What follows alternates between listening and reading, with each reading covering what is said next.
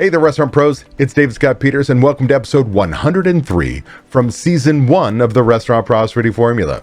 I've been coaching restaurant owners since 2003, and the Restaurant Prosperity Formula is based on what the most successful restaurant owners I've worked with do on a daily basis to achieve their success. The basic premise of the formula centers around achieving prosperity, freedom of your restaurant, and the financial freedom you deserve. To achieve prosperity, you have to follow a very specific formula made up of leadership, systems, training, accountability, and taking action. The next 2 episodes are going to be a compilation of a few of the best tips from the last 100 episodes in areas such as food costs, systems, leadership, and labor cost. Today's episode is all about the importance of leadership in the restaurant industry. We'll explore why leaders matter and the critical role growth mindset plays in developing your leadership skills. You'll learn that anyone can grow into being a leader, given the right mindset and tools. We'll also discuss specific behaviors and attitudes that kill effective leadership. Finally, I'll share 4 action steps to increase your management team's responsibilities, allowing you to lead your restaurant rather than merely running it. Whether you're new to my podcast or a longtime listener, this is an episode you will not want to miss. Let's get started. But first, a word from our sponsor. We all know managing costs is one of the most important parts of running a profitable restaurant, especially now. But between fluctuating vendor prices, waste, labor, and the never-ending list of tasks that demand your attention on a daily basis, it can be challenging for even the most experienced of us to manage costs well. That's where Margin Edge comes in. Margin Edge is a complete restaurant management software that automatically uses data from your POS and invoices to show you food and labor costs in real time. Don't wait until it's too late. Margin Edge gives you tools to make decisions in the moment, like a daily P&L, price alerts on key ingredients, and real-time plate costs, all without ever having to touch a spreadsheet. Take control of your costs, work more efficiently, and be more profitable. Go to www.marginedge.com/DSP to learn more and schedule your demo today. Now, we're going to focus on the importance of being a good leader today. And to do that, I want to start off by telling you a story.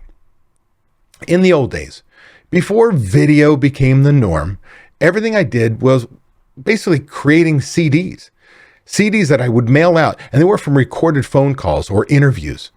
And I'd put them through a duplicator, and then we'd put them in clamshells, and we'd put them in an envelope, put a stamp on it, and mail it to my members. Like, this is what it was like 20 years ago. Now, this required a very specific piece of equipment to get it done, because I worked like, say, NPR radio, right? If you ever listen to them and they do the interviews, the studio person sounds perfect, yet the caller sounds down near perfect, same volume level and so on. Well, there's a very specific piece of equipment that allows you to take a microphone like this and tie it in with a telephone and get everybody in just in one shot at the same level, sounding great. Well, there came a time where technology changed and video became king, so I no longer needed this specialized piece of equipment. So I put it up on Craigslist. Well, to move on in the story here, the buyer was actually a restaurant owner / general manager of a Chick-fil-A. If you're familiar, the GMs are owners, or like 10% owners. So owner and general manager of a Chick-fil-A. You know, one of the most successful fast food franchises there are out there. Maybe I shouldn't say franchise because they have owners, right? Well, when this guy came to my office and he realized, he walked into the office and saw what we did, we started talking. We talked about, what he did, what I did. And next thing you know, he asked me a question. We're outside, I'm, taking the piece of equipment to his car. And he says, "Hey, David, based on what you do now, what do you think is a restaurant's greatest challenge to success?" Like, rephrase it. What's the number one reason why restaurants fail? Right? Well, I had to think about it for a second. And then I said, well, if you asked me this question when I first started my coaching business back in 2003, I would have told you most restaurants fail before they even open because they're undercapitalized. And the secondary thing was people are over couponing. They were couponing their restaurants to death. Now, I said, if you'd asked me 5 years later, I would have talked about food cost and poor cost and labor costs being the killers. But today, I'd answer that question completely different based on the years of working with independent restaurant owners. the years of coaching. And I've literally at that point in time had coached thousands of restaurant owners and their managers. I said, today I would answer that question with the answer of lack of leadership. That's right. You heard me. Remember, there's a reason why, if I pull out of the story right now, the reason why I put leadership as number one. To be successful, you must become the leader your restaurant needs. Doesn't matter if you have systems, if you don't lead people to the systems. Doesn't matter if you learn every day, if you don't share, if you don't lead people with that information. Doesn't matter if you've got systems and you learn, if you don't hold people accountable. It doesn't matter if you have all that data and you don't lead somebody to taking action. You see, leadership is probably the number one thing that a restaurant owner separates themselves from all the other restaurants out there and why they're successful. Why leadership? Why leadership? Well, I just went through it, right? How did I come to this conclusion? What changed in me over the years that I kept changing what I saw as the reason why restaurants failed? Or again, repurposing that into what makes them succeed? The short answer is that nothing changed. But through my years of experience, coaching calls, seminars, workshops, speeches, consulting, mastermind meetings, and much more, I've worked with literally thousands of restaurant owners and their managers, and it just became apparent to me. Now, to a person, while the restaurant owners who join my coaching program are looking to improve their lives and their operations, they face the same challenges as the restaurant owner with a fixed mindset. The difference is they're driving their business and their lives with a growth mindset. So they don't look at these challenges as something that should stop them dead in their tracks. Instead, they're opportunities. See, they look at failure as an opportunity to grow. Yeah, I made that mistake. Yep, that cost me money, but I can outlearn it. I can outthink it. They think to themselves, I can learn to do anything I want. So they're always out at seminars, workshops, reading trade publications, listening to books online, reading books, right? They're going to coaching programs. They're doing whatever they can because they understand they don't know what they don't know. So they're always looking to become better. These owners with a growth mindset say, challenges help me grow. See, that challenge drives me to find a solution, to find the information, to find the money, to find a way to become better. These owners say, my effort and my attitude determine my abilities. See, it's not outside factors that limit me because there's always going to be challenges. The restaurant industry, the business itself is probably the toughest business I know. There will always be challenges. We're going to replace one challenge with a new challenge. But they understand they put the effort and come at it with a positive mental attitude, they can overcome anything. And lastly, restaurant owners with a growth mindset said, I'm inspired by the success of others. See, they don't look at people and get jealous and say, oh, they only got there because of this. They don't think, oh, I should be that one. Instead, they go, man, that is awesome. What did they do? What can I steal from what they've done and do it myself to have the same success? They want to prop people up instead of tear them down. Restaurant owners with a growth mindset see the world so differently. See, seeing challenges as their opportunity to become better, they understand they don't know what they don't know and need to learn more, and ultimately, they're not afraid to take action. Leadership isn't just a buzzword. It's a driving force behind every successful restaurant. A strong leader sets the tone, creates the culture, and most importantly, guides the team towards prosperity. But what does it look like in the day-to-day operations of a restaurant? Let's break it down into the essential qualities a great leader must have in the restaurant industry. 1, vision. A leader has clear vision for the restaurant's future. This means not just thinking about tonight's rush, but where you see your restaurant in a year, or maybe even 5 from now. Number 2, communication. Effective communication is key. This involves clearly conveying your vision to your team, listening to their feedback, and making sure everyone is on the same page. 3 is empathy. Understanding the needs and concerns of your team is critical. This means recognizing when your staff is overwhelmed and needs support, or when customers have concerns and need to be addressed. Number 4, accountability. A leader holds themselves and their team accountable. This involves setting clear expectations, tracking performance, and providing constructive feedback. And 5, decision-making. Quick and effective decision-making can make or break a busy service. Whether it's dealing with a customer complaint or a supply shortage, a leader needs to make decisions that are in the best interest of the restaurant. So let's talk about Joe, a restaurant owner who transformed his struggling business into a local hotspot. His secret? Exceptional leadership that focused on team development, customer satisfaction, and financial management. Joe implemented weekly staff meetings, customer feedback sessions, and a transparent financial tracking system. Training is another area where leadership shines. A leader ensures that every team member will be well trained, from the kitchen to front of house. Joe invested in comprehensive training program that included role-playing customer service scenarios and food safety certifications. Accountability is the glue that holds everything together. A true leader tracks performance, rewards excellence, and addresses issues promptly. Joe introduced a performance bonus system that saw a 15% increase in staff productivity. So are you ready to step up your leadership game? Start by assessing your current leadership skills and take action to improve. It's critical for you to become the leader your restaurant needs. There are certain leadership killers that you must avoid, and I'm going to go through them right now. A leadership killer's lack of confidence. The most common example of lack of confidence that I see over and over again is restaurant owners say to me that they don't know their numbers. I don't know what that means. Well, I do know what that means. But you've got to understand, to lead, you must be confident as a person. You must feel good about yourself. You need to feel like you're smart enough to figure things out, even if you don't know how to do something. Which means, again, leads us right into the next killer. Because if you say, hey, I don't know my numbers, and you ignore things like, I don't even want to look at my P&Ls because I don't know them.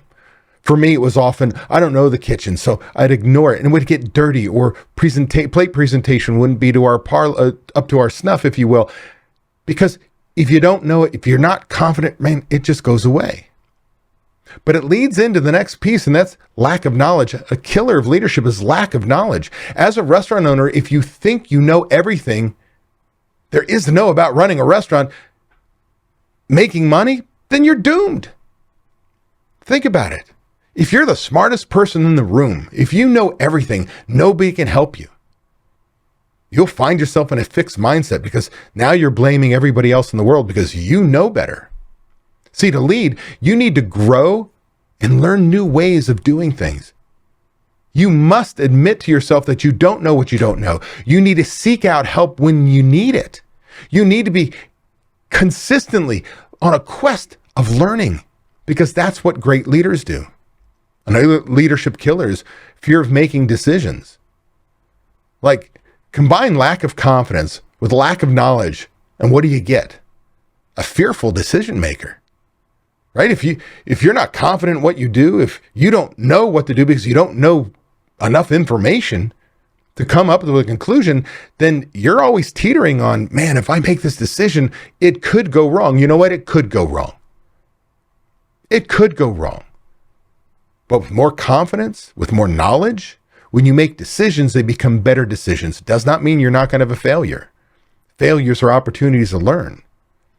See, often fearful decision makers will avoid making any decision at all for fear that, well, it's going to be a bad decision, especially when they're hard and they get pushback from their managers or other team members. It's like, oh, I tried, David. I tried to put this stuff in place, but people said it's so hard. I don't know what that means. See, to lead, you must be able to make decisions. You will make mistakes, but the benefit of good decisions far outweigh the bad ones. I really want you to think about that. How about lack of passion? That's a leadership killer. Too many restaurant owners are in the business for the wrong reasons. My favorite reason is I'm going to retire and open a restaurant. That is not a reason to open a restaurant. Retire, right? Think about it. They entered the toughest industry, the toughest business that I know. Without passion, it becomes a job, and you might as well be doing something else. Otherwise, the business will take you down. Passion is critical. Remember my book? Well, there are two personality traits that restaurant owners, all the restaurant owners that were basically the whole book was modeled against, the most successful people I've ever worked with, they all had these two personality traits in common. And do you know what they were? Passion for the restaurant industry, for hospitality, and persistence. They're critical personality traits that you've got to dig into to be a great leader. Another leadership killer are negative attitudes or negative thoughts. Now, negative attitudes can show themselves as somebody who is a fixed mindset that, the world's out to get you. But negative thoughts are real easy. In times of stress, man, you convert back to that preteen kid going through tough times. And that record player of negative thoughts can play themselves over and over again and take you down. Doesn't matter what age you are. I often see restaurant owners who, they have a bleak outlook on life, business, and everything in general. Again, that's the fixed mindset person. The negative thoughts can destroy hope and create a bleak reality, because once you grab onto that negative thought, it spirals, it grabs attention, it grabs friends, more negative thoughts, right? They get together. Next thing you know, you've got a gaggle of negative thoughts that are just pulling you down, because that's all you can think about. You've got to be a positive thinker to be a great leader. Lack of vision is a really big leadership killer. The restaurant business can be all crisis management day to day. That's when you're killing the closest snake to you, right? Here comes a priority. You have a machete, just take off the head. You cannot see how many snakes are out in front of you. You can't see a path through all of these snakes. Think about Indiana Jones, right? He's back. He's got a new movie out. I have not seen it, but remember, he's afraid of snakes and he dropped into a pit when I was a kid. I can remember that movie well, and chop, chop, chop, just trying to get his way out. Right? It makes us feel like all we're doing is putting out fires. We walk in our restaurant and there's little fires. Call the fires or crises. And then all we're doing is we're just walking the circle and we accomplish nothing in the restaurant because we're just taking care of the closest crisis. This happens because the restaurant has, a lack of direction, and managers and team members who just open and close the restaurant just to keep the money safe, to keep the lights on, to keep people happy, if you will. There's no real joy in that. To lead, you have to have a greater vision for, what successful looks like, what it looks like for you.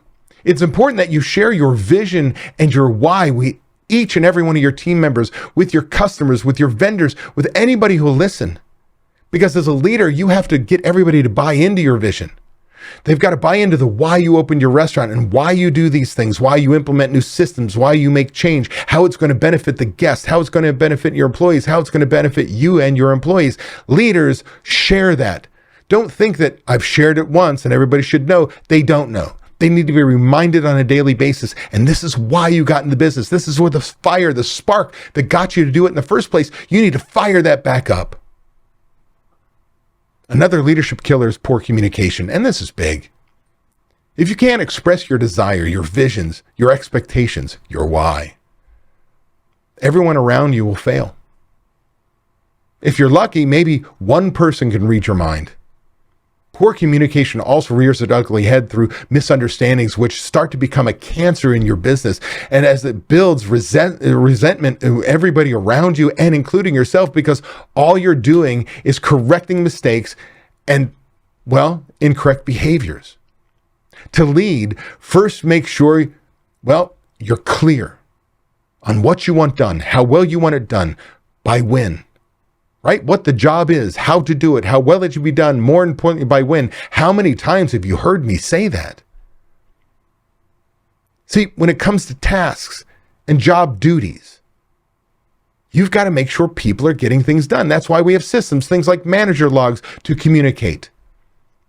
Get your managers to chase you with information, the information that's important to you on a daily basis, but more importantly, you're getting them to pay attention to things you want done. You've got weekly manager meetings to keep everybody on the same page, what we wanted to do last week, what we hit or missed in goals, and what we're going to do this week, that we're all moving forward.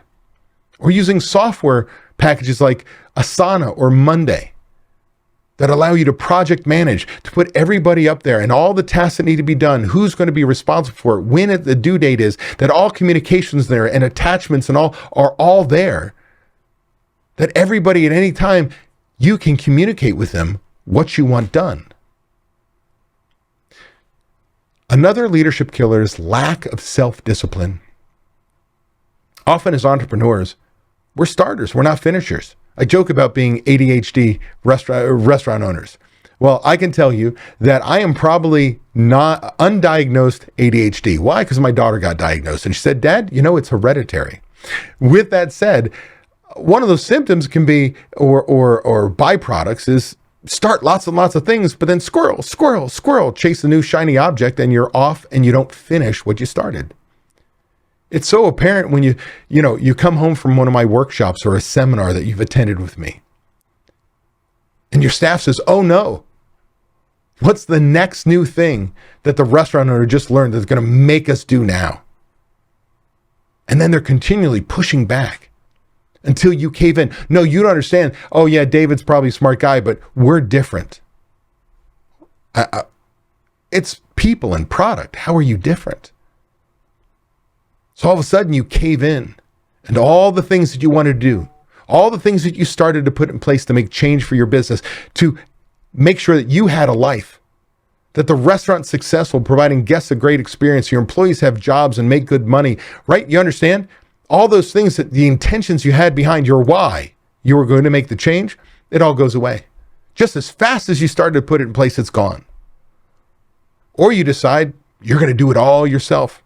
You're going to put all the things you came to my seminar that you learned, and you're going to put it all into place yourself, and quickly you become overwhelmed and go back to the old ways. To lead, you have to not only stick to your guns, like when you get that pushback, right? No, we're different. And I would rather run short-staffed than have the wrong people in my team. So if you're going to keep fighting the change, you may not fit my company culture. But here I'm going to tell you, you have to stick. You have to stick to these changes, even and especially when the tasks are hard to do, or better yet, uncomfortable. You must have self-discipline to come to work every day to ensure that change is happening, the changes that you know are, well, important to you in the business, to lead the business forward, to be the leader your restaurant needs. You must be persistent, that nothing and no one can stop you.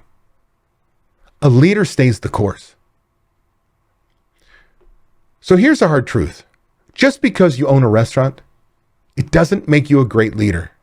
And to be successful in the restaurant business, you must become the leader your restaurant needs. How many times have you heard me say that? A great leader, well, they're not often born. Like, how often do you run across somebody who's a born leader? Like, when somebody's a born leader, it's like people are like, wow, that person's a born leader. But here, I'm going to tell you this. A great leader can learn the skills to be great. See, you may not come to it naturally, but this is where systems come in. When you put systems in place, they make up for your leadership weaknesses. Change this fear around to some confidence. Confidence in running my business, leading my team, being the leader my restaurant needs. Well, it starts with systems. Remember, I'm the systems guys. Systems. It's your system, your process, your way. That means we've got to document, we've got to put together our systems. How we count out a bar door to $300, one way, your way. How we want to open and close the restaurant. Opening, closing side work checklist by position, your way. Analyzing dollars per labor worked, your way. Placing an order on budget, your way. Oh, having a budget and operating to it, your way. Creating your plan for success, your way. Do you get it? See, there's a system, a process, a way to doing anything and everything in your business, but you've got to make sure you define it. It can't be common sense. It can't be follow that person. You've got to have your systems, your process, your way. Next is great training. So now you got a system, you got your process, your way, but if nobody knows how to do it, how the hell is it going to be done? And I will tell you, training is not showing somebody once and saying, oh, I told them, I can't believe they can't do it. Training is ensuring they can do it on their own. Now, in my group, Restaurant Transformation Intensive, my group of restaurant owners that are trying to change their lives, who are in there with their implementers, we spend the time almost every week talking about how they've got to make sure they train their management team on their systems. Whether it's the systems that I'm teaching and providing you or your own, it doesn't matter. And what that means is you can't just show somebody, you've got to do this. You've got to come in and say, here's the responsibility. Here are all the steps to that responsibility. Now I want you to do it. Watch me do it. I guess let me do backwards. Let me watch me do it. Now we're going to come in the next day. Let me watch you do it. And let me watch you struggle and ask me questions. Let me assist you. Let me jump in, take over a little bit, back off. Let me come in the next day. Watch you do it on your own, and maybe you ask a couple questions. Let me come in another day. Let me come in just as many days as it takes to be necessary to have you show me you've got it. That you understand what the job is, how to do it, how well it should be done, more importantly, by when. See, when you've got that, now I know you've been trained. Not just tell you once and hope you got to have common sense. The next thing we're going to do is add milestones. If you've spent any time listening to my podcast and hear how I talk about accountability, accountability is not a dirty word. It's also, in order to do so, when you assign something to somebody, you've got to put milestones in, check-in points, if you will. See, we just don't abdicate, give it to a manager, hope they do it. We say, this is what we want done, how well we want it done, by when. Oh, and here are the milestones. By this date, you'll have this much done. By this date, you'll have this much done, and so on and so forth. You've got to follow up with milestones, even if it's something as simple as filling out a manager log. That your expectation is they will have X percent of it done before the end of the shift, and this is by the completed manager log by the end of the shift. I can check in on those things. And when I check in and it's not being done, I have an opportunity to retrain, focus their effort, answer their questions, ensure they can be successful. The next thing you want to add is, I want you to view accountability as an opportunity to coach. See, accountability is not a dirty word, right? I'm going to hold you accountable. That's me hitting my hand, right, with my fist, going, accountability, that's what managers hear. Accountability truly is not a dirty word. It's an opportunity to coach. I want you to think about it. If you've ever been an athlete, was your coach nice and huggy and, oh, don't worry about it. Hey, you can get it in there next time. Or were they, hey, man, this is what I need you to do. Work at it. When you don't do it right, they correct you. They might be hard on you, pushing you to be the best you can be. And then when you achieve it, they're your biggest cheerleader. Now, is that a coach? Is that coach mean? Yes, there are some mean coaches out there, but it is truly them trying to push you to get the most out of you, raising expectations of who you are, teaching you how to be the best you can be, ensuring by holding you accountable to those standards, you are the best you can possibly be. That's what you need to be, a coach in your business. See, here's the deal. If I am accountable, if I hold people accountable, again, AKA answerable, that equals consistency in your business. That means every manager is following the same policies, held to the same standards, no favoritism, no nothing. And everybody's towing the right rope. Everyone is getting the job done. See, accountability is often like the way I view discipline, because often we think of the same thing. And oh, by the way, if you go into Webster's dictionary, look up discipline, there's an obsolete, it says obsolete definition means to teach. So if we look at this accountability, this discipline model, if you will, we want to treat every manager, I don't care if they're related to you, how long they've worked for you. I don't care if you love them to death. Everyone's held to the same standard, and we follow discipline or accountability, much like we would think of a cast iron coffee pot. See, a cast iron coffee pot, when it gets hot, it whistles, right? So it gives you a warning. A cast iron coffee pot, when you touch it, it burns you. It's immediate. A cast iron coffee pot, no matter how many times I touch it, it burns me every single time. It's consistent. And oh, by the way, no matter who touches that cast iron coffee pot, they get burnt. It's impersonal. See, that's how you have to view your accountability. You can't have favorites. You can't have rules for these people and different rules for those people. This requires you as the restaurant owner, or general manager for that matter, to become the leader that restaurant needs, your restaurant needs. Hey, that was an awesome episode. I want to thank you for taking the time to take action on building a better, more prosperous restaurant. Before you go, I want to give you these 3 thoughts. 1, by combining leadership and taking action with systems and training being checked by accountability, you are on your way to creating prosperity for you and your restaurant. 2, I have something I need from you. Please leave a review on Apple Podcasts, Spotify, or wherever you happen to listen to podcasts. By leaving us a review, other restaurant pros seeking out this information are able to find it. I read the reviews, and hearing how this information has benefited you does wonders for me. And 3, if you find any of the discussions helpful, share them. The more restaurant pros who have access to them, the better we become as an industry. For more restaurant resources or to get in contact with me, connect with me at davidscottpeters.com. Be passionate about what you're doing, be persistent, but more importantly, become better and help everyone around you become better, and your restaurant is going to kick some ass. If you're tired of not being able to leave your restaurant because no one else knows how to run it, I want to make sure you know it doesn't have to be that way. You can leave your restaurant. It is possible to build a team of people who know how you want the restaurant to run. With these trained and responsible people in place, you can give yourself time away. What would you do if you had time away from your restaurant? Would you sleep better? Would your relationships improve? Would you feel more relaxed? These are all things you deserve to experience as a business owner. It's why we own our own businesses.